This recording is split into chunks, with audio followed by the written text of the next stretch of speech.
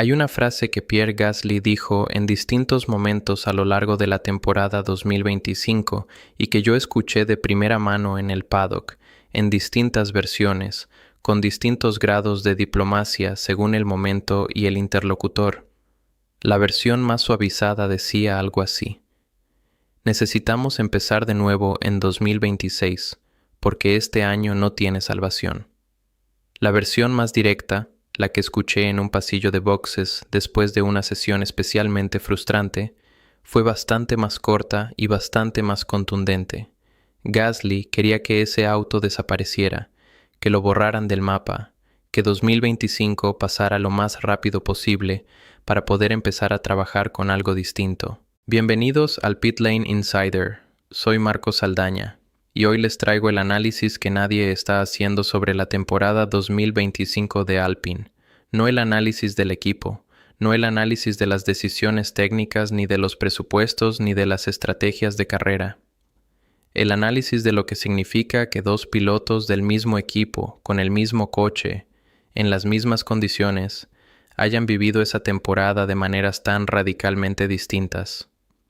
Porque lo que pasó entre Gasly y Colapinto en 2025 no es simplemente una historia de velocidad, es una historia de mentalidad, de adaptación, de lo que separa a los pilotos que sobreviven a las circunstancias adversas de los que se quiebran bajo el peso de ellas. Y lo que esa historia revela sobre Franco Colapinto es algo que los números de vuelta rápida no te pueden contar. Empecemos por establecer con precisión qué fue el Alpine 2025, porque hay una tendencia en el periodismo deportivo de hablar de coches malos sin cuantificar exactamente qué significa malo en la Fórmula 1, y en este caso, los números merecen ser dichos en voz alta. El Alpine A525 terminó noveno en el Campeonato de Constructores de 2025, noveno sobre 10 equipos, por delante únicamente de Sauber, que atravesaba su propia crisis institucional con la transición a Audi. En términos de puntos, la brecha entre Alpine y el octavo clasificado fue de prácticamente el doble. No estamos hablando de un equipo que estuvo cerca del grupo de en medio y no terminó de llegar. Estamos hablando de un equipo que operó en una dimensión diferente de competitividad respecto a la mayoría de la parrilla. Los problemas técnicos del A525 eran múltiples y estructurales. No era un coche que tuviera un defecto específico que arreglar. Era un coche donde prácticamente cada área de rendimiento tenía un problema de base. La aerodinámica generaba niveles de resistencia al avance que eran sistemáticamente más altos que los de la competencia en circuitos de alta velocidad. La unidad de potencia, el motor Renault con el que terminaron la temporada, tenía un déficit de potencia punta estimado en 15 a 20 caballos respecto a las unidades de referencia. El comportamiento en curva tenía un problema crónico de sobreviraje en la salida que hacía que los pilotos tuvieran que gestionar constantemente la dirección en lugar de poder simplemente abrir el acelerador y confiar en el coche. Y encima de todo eso, la confiabilidad fue un desastre. Abandonos mecánicos en momentos donde el equipo podría haber puntado. Fallos de software que costaron posiciones en clasificación. Una temporada donde el equipo técnico estaba tan ocupado apagando incendios que apenas tenía recursos mentales para pensar en el desarrollo del coche. Ese fue el Alpine 2025. El coche que Pierre Gasly quería borrar, el coche con el que Franco Colapinto corrió desde el inicio hasta el final del año. Ahora quiero contarles cómo lo vivió Gasly, no para atacar a Gasly, que es un piloto que tiene un palmarés respetable y que en condiciones normales es perfectamente capaz de competir en la zona media de la parrilla, sino para que entiendan el contraste, para que puedan ver con claridad lo que pasó. Pierre Gasly llegó a 2025 con expectativas, falsas expectativas, como se demostró, pero expectativas reales en el momento en que se formaron. Las promesas de Briatore sobre la reestructura técnica del equipo, sobre la nueva dirección que daría Alpine, sobre el proyecto que se estaba construyendo para volver a ser competitivos, habían generado en Gasly una ilusión que el primer test de pretemporada empezó a erosionar y que la primera carrera de la temporada terminó de destruir. El deterioro de Gasly durante 2025 fue gradual pero visible para quien sabía dónde mirar. No fue un colapso instantáneo, sino una erosión lenta, vuelta a vuelta, carrera a carrera, fin de semana a fin de semana de llegar al box y ver en los datos lo mismo de siempre. El coche no respondía de la manera que el piloto necesitaba para sentirse competitivo. En los primeros 3 grandes premios de la temporada, Gasly todavía mostraba la actitud de alguien que cree que el problema es temporal, que con el setup correcto, con un ajuste aquí o allá, el coche iba a despertar. Las intervenciones en los briefings técnicos eran constructivas. Las declaraciones ante la prensa eran cautelosas, pero no desesperanzadas.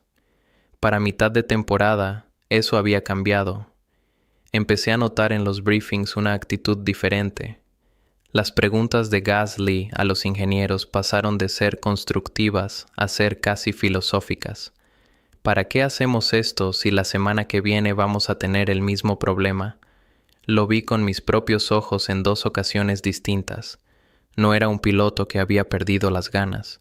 Era un piloto que había perdido la esperanza de que las ganas alcanzaran para cambiar algo. Y eso, en la Fórmula 1, es el principio del fin de la relación entre un piloto y un coche. Porque cuando un piloto deja de creer que puede extraer algo más del automóvil, empieza a manejar con una prudencia defensiva que lo saca del límite. Y fuera del límite, los tiempos inevitablemente se deterioran, lo que es un círculo vicioso perfecto. El coche es malo, el piloto se frustra, el piloto maneja con más precaución, los tiempos bajan, la frustración aumenta y así hasta que llega el final de la temporada y todo el mundo puede decir, con alivio, que ese año terminó. El desempeño de Gasly en la segunda mitad de 2025 fue notablemente inferior al de la primera. No porque el coche se hubiera vuelto más lento, sino porque el piloto dentro del coche ya no estaba sacándole el máximo. Los datos de telemetría mostraban puntos de frenada cada vez más conservadores, entradas de curva cada vez menos comprometidas, una manera de manejar que priorizaba sobrevivir al fin de semana por encima de encontrar el límite del rendimiento disponible. Y en ese contexto vamos a hablar de lo que estaba pasando en el otro lado del garaje. Franco Colapinto llegó a 2025 en una situación objetivamente más difícil que Gasly. No tenía los años de experiencia en Fórmula 1, no tenía el conocimiento acumulado de cómo funciona un equipo grande en sus procesos internos, no tenía las redes de contacto con los ingenieros que Gasly había construido durante sus temporadas en el equipo. Llegó como el piloto nuevo, el joven, el que supuestamente tenía que aprender. Y sin embargo, la evolución de Colapinto durante 2025 fue en la dirección exactamente opuesta a la de su compañero de equipo. Los primeros grandes premios de Franco en 2025 fueron honestamente duros, no en el sentido de resultados, sino en el sentido de que estaba procesando una cantidad enorme de información al mismo tiempo. Aprender el coche, aprender los procesos del equipo, adaptarse a las exigencias físicas de una temporada completa de Fórmula 1, gestionar la presión mediática que venía de ser el piloto argentino que había vuelto a poner a su país en la parrilla. La sobrecarga de información en esas primeras semanas se notaba en sus declaraciones, que eran más cautelosas que lo habitual, y en algunos momentos en pista donde se le veía más conservador de lo que era en sus últimas carreras con Williams. Pero algo empezó a cambiar hacia el 4º o 5º Gran Premio. Algo que los que miramos los datos de cerca empezamos a detectar antes de que se tradujera en resultados visibles en la clasificación de tiempos. Franco empezó a hablar diferente con sus ingenieros. Las descripciones del comportamiento del coche eran más precisas, más detalladas, más orientadas a encontrar soluciones que a describir problemas. El cambio en el lenguaje técnico de un piloto que está aprendiendo a uno que está enseñando es sutil pero inconfundible una vez que sabes qué buscar. Un ingeniero de Alpine con quien hablé en ese periodo me dijo algo que me quedó grabado. Franco no nos dice qué está mal con el coche, nos dice qué haría él si pudiera cambiar algo del coche. Esa diferencia parece pequeña, no lo es. Un piloto que describe síntomas es un piloto que está reportando. Un piloto que propone soluciones es un piloto que está pensando como ingeniero. Y los pilotos que piensan como ingenieros son los que tienen las carreras largas. Para la segunda mitad de la temporada, mientras Gasly estaba en modo de supervivencia emocional, Franco estaba en modo de aprendizaje activo. No porque el coche le estuviera respondiendo mejor, que no lo hacía, sino porque había encontrado una manera de relacionarse con las limitaciones del A525 que lo dejaba en un estado mental productivo. Los datos lo reflejan con una claridad que no necesita interpretación. En la primera mitad de la temporada, Gasly era 4 décimas más rápido que Franco en media de vuelta rápida. En la segunda mitad, esa diferencia se había reducido a 1,5 décimas, no porque Gasly se hubiera vuelto más lento, sino porque Franco se había vuelto más rápido. Había encontrado tiempo en un coche que su propio compañero de equipo había decidido mentalmente que no tenía más tiempo para dar. Eso es lo que me parece más fascinante de lo que pasó en 2025 entre estos dos pilotos, que con el mismo material uno encontró más y el otro encontró menos, y la diferencia no estaba en el talento bruto, estaba en la adaptación. El momento que para mí define mejor sus respectivas temporadas fue el Gran Premio de Abu Dhabi, la última carrera del año. Gasly terminó penúltimo, y en la rueda de prensa posterior soltó la frase que todos los medios reprodujeron: «Gracias a Dios que terminó este año». Era la síntesis de todo lo que había vivido, el alivio de alguien que sobrevivió a algo que lo había estado aplastando lentamente durante 9 meses. Franco terminó último, y lo que dijo después, en la misma rueda de prensa, fue completamente distinto.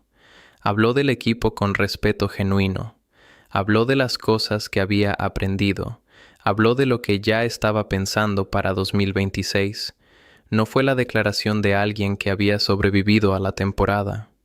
Fue la declaración de alguien que había aprovechado la temporada, que había sacado algo de ella que el resultado jamás podría mostrar. «El año que viene va a ser mucho mejor», dijo Colapinto en Abu Dhabi. «Nos estuvimos preparando bien». No era optimismo vacío, era la evaluación de alguien que sabía exactamente qué había aprendido y por qué eso iba a tener valor cuando llegara el momento de usarlo. Y acá es donde la historia de la temporada 2025 se conecta con el presente de 2026 de una manera que la mayoría del análisis deportivo todavía no está articulando correctamente. Cuando Gasly llegó a los tests de Bahrein con el A526, llegó con algo que Franco no tenía: años de experiencia en la Fórmula 1, un conocimiento profundo de los procesos internos del equipo, una red de relaciones con los ingenieros construida durante temporadas. Pero también llegó con algo que Franco tampoco tenía: el peso psicológico de una temporada donde había perdido la confianza en el proyecto, donde había sentido que el coche no respondía y que el equipo no tenía respuestas.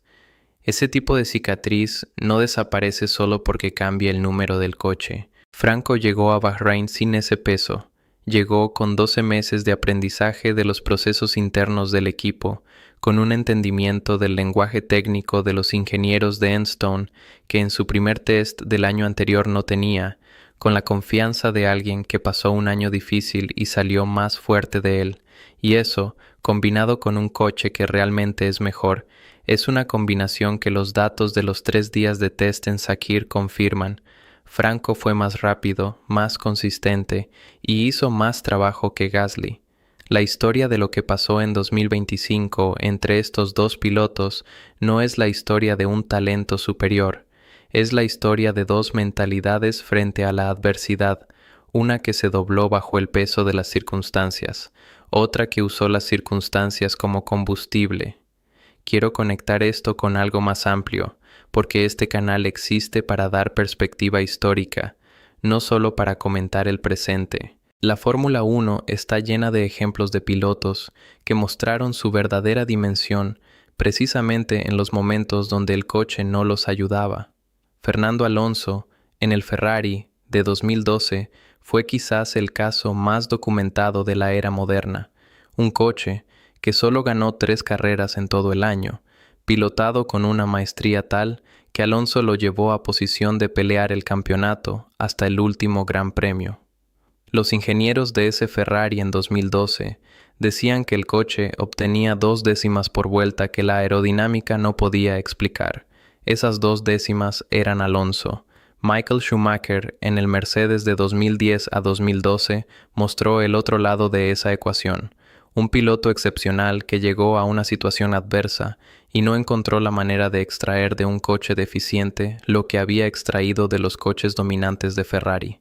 No porque Schumacher hubiera perdido el talento, sino porque las circunstancias lo afectaron de maneras que no supo gestionar. Lo que estamos viendo con Colapinto en 2025 y lo que promete para 2026 se parece más al primer ejemplo que al segundo. Y eso, en el paddock, cuando alguien con experiencia lo ve, tiene un peso específico que va más allá de los tiempos de vuelta, porque los tiempos de vuelta pueden mejorarse con un coche mejor. La mentalidad que demuestra Franco Colapinto, la capacidad de crecer en condiciones adversas, la habilidad para encontrar valor en situaciones donde otros solo encuentran frustración, eso no viene del coche, eso viene del piloto. Gasly no es el villano de esta historia, es simplemente el espejo que hace que el comportamiento de Colapinto brille con más intensidad. Cuando tienes 2 personas con acceso al mismo recurso y una lo aprovecha más que la otra, la conclusión lógica no es que el recurso era diferente. La conclusión es que las personas son diferentes. Y en la Fórmula 1, donde los coches se vuelven obsoletos cada temporada, donde los reglamentos cambian y los motores evolucionan y las pistas rotan, la mentalidad de un piloto es el único factor que permanece constante. El A525 ya no existe. El A526 es otro coche, en otro reglamento. Las circunstancias de 2025 no van a repetirse. Pero Franco Colapinto va a seguir siendo Franco Colapinto, con todo lo que eso implica, en el cockpit de ese A526. Eso es lo que los números de Bahrein estaban contando entre líneas. No solo que es rápido, sino que es del tipo de piloto que crece cuando otros decrecen, que aprende cuando otros se resignan, que cuando el equipo ya dio todo lo que podía dar, todavía encuentra algo más que sacar. Hay una pregunta que le hacen a los directivos de los equipos grandes cuando evalúan a un piloto joven, una pregunta que va más allá del tiempo de vuelta y del palmarés de categorías inferiores. La pregunta es, ¿cómo atravesó sus momentos difíciles? Porque la Fórmula 1 tiene momentos difíciles para todos. Los coches se rompen, los equipos pasan por crisis, las temporadas van mal. Y lo que separa a los que llegan a campeones de los que tienen buenas temporadas, sueltas sin construir nada más grande, es precisamente la respuesta a esa pregunta. Franco Colapinto atravesó su primer año difícil en la Fórmula 1, de la manera en que los directivos que evalúan talentos sueñan que un piloto traverse sus momentos difíciles. No se rompió, no se resignó, no bajó el nivel de exigencia consigo mismo porque las circunstancias lo autorizaban. Usó cada vuelta disponible para aprender algo. Usó cada conversación técnica para construir una relación con los ingenieros que hoy, en 2026, lo hace más efectivo de lo que podría haber sido sin ese año. Mientras Gasly quería borrar el Alpine 2025, Colapinto lo estaba convirtiendo en su escuela, en el lugar donde aprendió lo que ningún simulador le hubiera podido enseñar. La diferencia entre los dos no está en el talento que traen al cockpit, está en lo que hacen con el cockpit cuando el cockpit no está a la altura. Suscríbete al canal si este tipo de análisis te da lo que el periodismo deportivo convencional no te da, porque acá no celebramos la velocidad de vuelta rápida, acá intentamos entender qué hay debajo de esa velocidad y por qué algunos la sostienen y la hacen crecer durante carreras enteras. Y la pregunta que les dejo hoy es la que más me interesa de cara al resto de 2026. Ahora que el coche mejora, ahora que el contexto que hizo sufrir a Gasly y que Franco aprovechó para aprender empieza a ser reemplazado por un A526, que en Bahrain mostró potencial real. ¿Dónde está el techo de lo que Colapinto puede mostrar?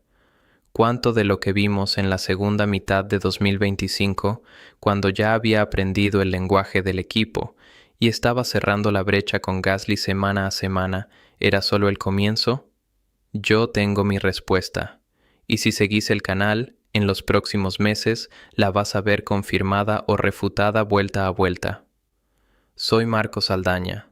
Esto es el Pit Lane Insider. Hasta la próxima.